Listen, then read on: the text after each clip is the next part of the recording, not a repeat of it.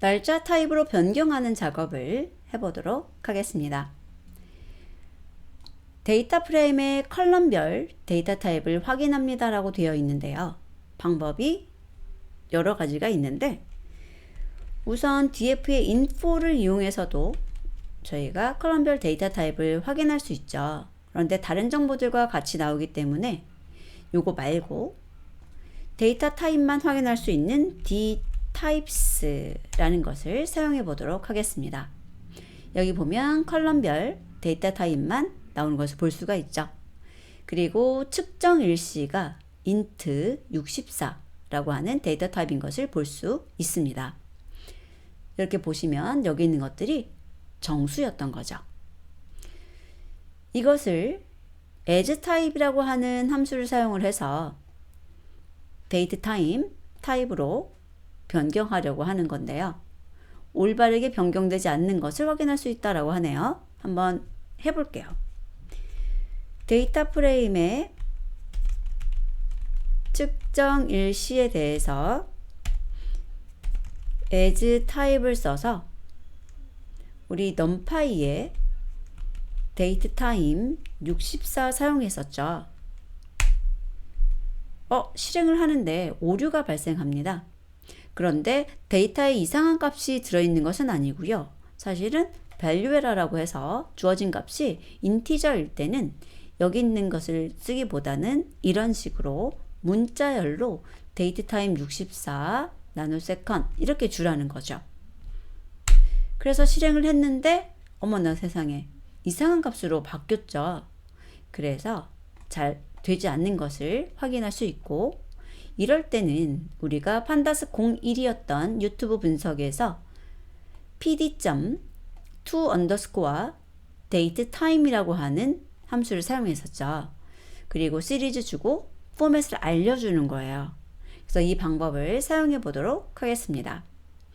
기억이 나지 않으신 분들은 유튜브 분석에서 했었던 것 다시 한번 확인하고 오시면 좋을 것 같고요.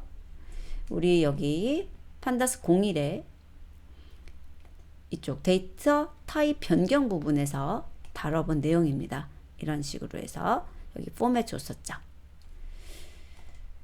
자, 그러면 우리 여기 퍼센트 대문자 y와 퍼센트 소문자 y가 네 글자, 두 글자 연도라는 거 기억하시고 소문자 m과 소문자 d가 두 글자의 월과 두 글자 일이라는 것은 반드시 기억해 주셔야 되고요.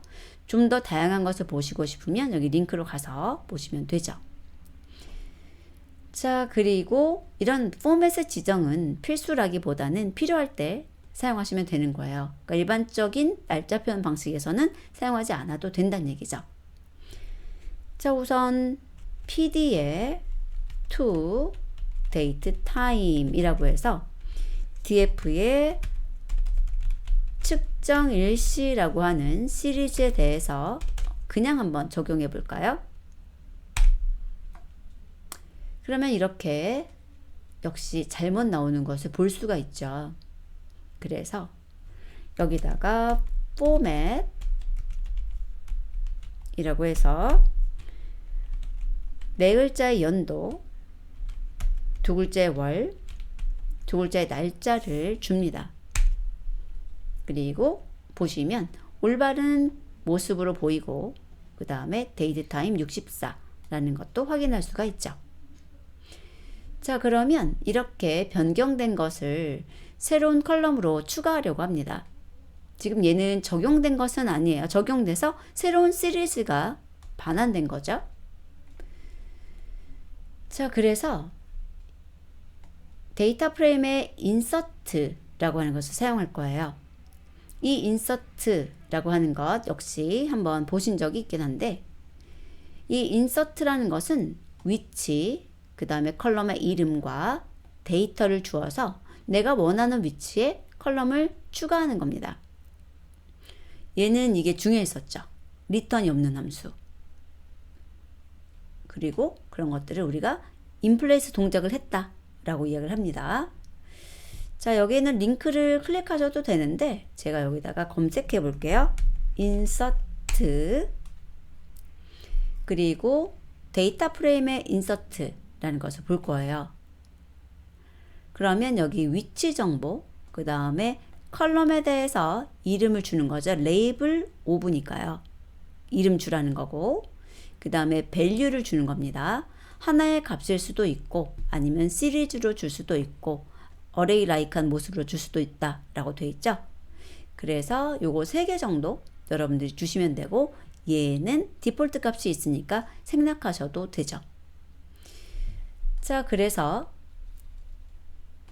저희가 측정 일시에 대해서 데이트 타임 타입으로 변경을 하고, 측정 일시 2라는 컬럼 이름으로 측정 일시 뒤에 삽입합니다 라고 되어 있어요.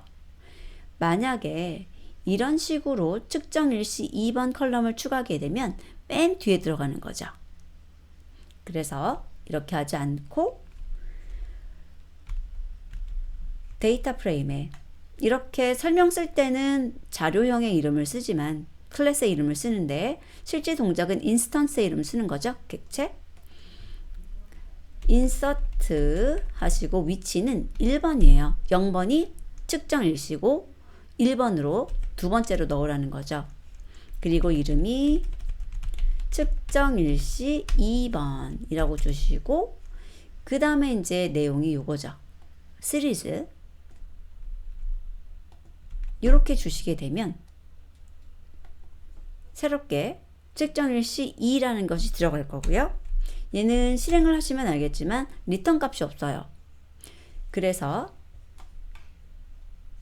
요 아래다가 df에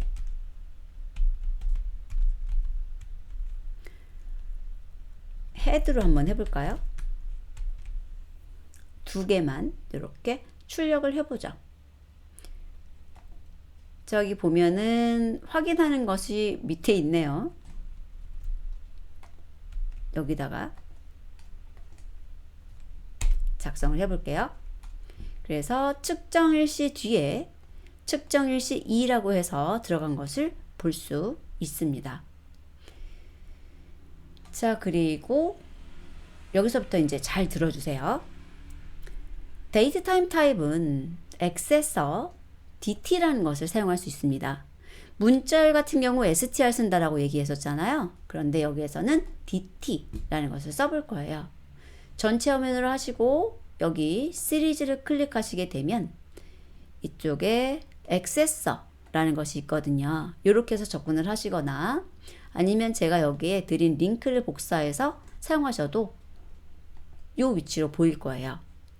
그래서 데이트 타임 또는 타임 델타, 피리오드 이 세 가지의 데이터 타입은 DT라고 하는 액세서가 있는데, 얘는 굉장히 많은 프로퍼티 속성이죠. 값들을 제공합니다. 그래서 여기에 있는 것들이 다 속성들이에요. 그리고 나중에 여러분들이 데이터 분석을 하실 때 날짜 정보 같은 경우는 이 머신러닝에서 그대로 사용할 수가 없어요.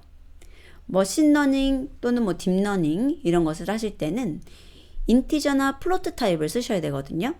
이렇게 데이트 타임이라든지 뭐 오브젝트라든지 이런 것들을 직접 사용하실 수 없다는 거예요. 그래서 날짜 데이터는 저희들이 직접 쓸 수가 없고, 내가 원하는 정보를 이렇게 year, month, day, hour, minute, second 또는 여기 보시면은 요일 정보죠. 근데 요일 정보를 얻어내는 것은 이렇게 세 가지가 있네요. 이렇게 세 가지로 알아낼 수 있고, 그 다음에 그 year, 연에서 ordinal day, 그러니까는 날짜에 대한 순번 같은 것들 또는 분기 정보 이런 것들을 쭉 얻어낼 수 있다는 겁니다.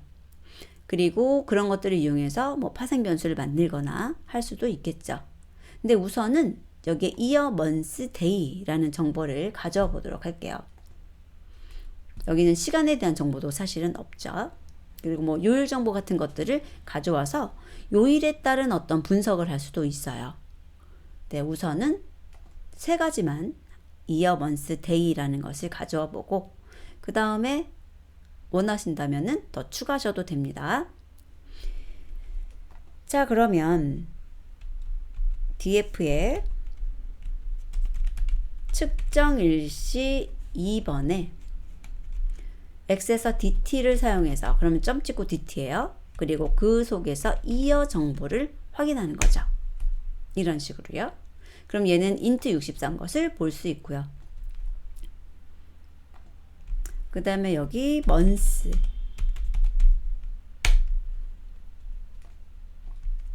그리고 day, 이런 식으로 확인하는 거죠.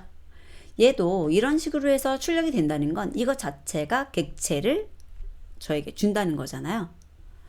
그리고 뭐 나온 김에 사이드로 하나 더 추가해 볼까요?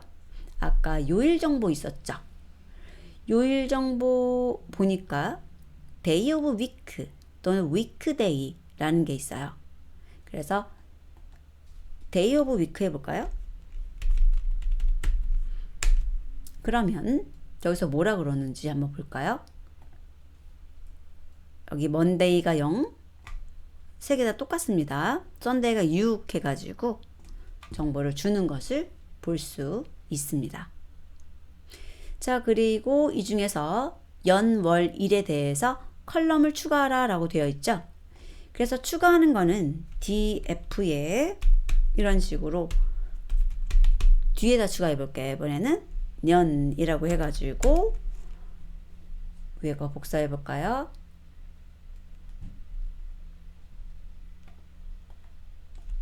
측정 일시 2가 데이트 타임 타입이니까요. 이런 식으로.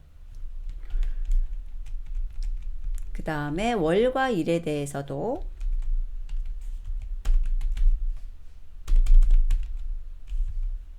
이렇게 주고 이 뒤에만 바꾸면 되죠.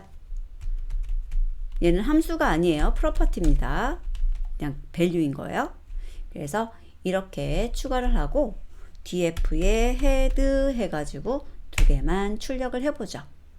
그러면 여기 연, 월, 일 정보가 표시되는 것을 볼 수 있습니다. 자, 그리고 필요 없는 것을 삭제해라 라고 되어 있는데, 이제 나중에 여러분들이 머신러닝을 하려고 했을 때 이렇게 날짜 정보에서 필요한 것을 추출했잖아요. 그러면 이런 거는 내용 필요 없거든요. 그러면 버리시는 거예요. 데이터 분석할 때 필요 없으니까요. 물론 추출해서 새로운 것을 만들어 쓰셔도 되고요. 아니면 있는 것에서 제거하셔도 되는데 제거하는 방법을 한번 보도록 하겠습니다. 제거할 때는 드롭이라는 것을 사용을 해서 이제 행을 삭제하거나 열을 삭제할 수가 있는데, 여기 드롭한 다음에 액세스를 1로 주면은 컬럼, 열을 삭제하는 거고요. 액세스를 0으로 주면은 행을 삭제하는 거예요. 그래서 컬럼이나 행에 레이블 있죠. 우리 눈에 보이는 인덱스, 눈에 보이는 거, 그거를 적어 주시면 되겠습니다. 그리고 삭제된 데이터 프레임을 반환하니까 다시 저장해 주셔야 되죠. 그래서 드롭이라는 거 한번 보게 되면 데이터 프레임에 드롭 기능을 써보자 라고 했을 때 이제 레이블의 목록인 거죠. 그리고 축 주는 거고, 이걸 쓰셔도 되고 아니면 인덱스나 컬럼스를 주어서 이 액세스 없이 인덱스의 레이블 이름 목록을 주거나 컬럼스의 레이블 목록을 주어서도 삭제할 수가 있습니다. 그리고 인플레이스를 true로 주게 되면은 리턴을 받는 것이 아니라 바로 삭제해 버리죠. 그래서 여기에 대해서도 이런 식으로 아래쪽에 있는 드롭에 대해서 지금 이 방법과 이 방법이 동일하다는 거예요. 목록을 주고 축이 1이다라고 알려주거나 아니면 이거는 컬럼스야 라고 해서 목록을 주거나 동일하다는 거죠. 그리고 이쪽에 대해서는 0하고 1이라는 게 이제 행의 레이블이고 액세스는 0이니까 생략한 거예요. 그리고 동일하게 여기다가 인덱스 해가지고 주셔도 되겠습니다. 자, 그래서 여기에서는 측정일시 2번 컬럼을 제거해 본대요. 그럼 DF에서 드롭 해가지고 여기 한 개인 경우는 목록이 아닌 한 개 이름만 지정할 수도 있음 돼 있잖아요. 그래서 이런 식으로 측정 일시 2라고 하고, 그 다음에 얘는 반드시 축을 알려줘야 돼요. 자, 그리고 실행을 해보면 측정 일시 2번이 지워진 것을 볼 수 있죠. 자, 그리고 또 다른 방법은 컬럼스 해가지고 축 없이 측정 일시 2번을 지워라 라고도 할 수 있습니다. 자, 그러면 이 삭제된 것을 이름 지정해 줘야 되죠. 그리고 df2에 헤드 2개만 출력해 보도록 하겠습니다. 그러면 측정 일시 2번이 삭제된 것을 확인할 수 있습니다. 자, 그럼 여기까지 데이터 타입 변경하고 그 다음에 데이트 타임에 액세서 DT를 이용해서 원하는 세부 내용을 가져오는 방법 꼭 기억해 주시고 필요 없는 것 삭제까지 해봤습니다. 직접 꼭 작성해 보시기 바랍니다. 그리고 이런 API 문서에 있는 것들도 조금 더 연습하시면 좋겠습니다. 다음 학습에서 뵙도록 하겠습니다.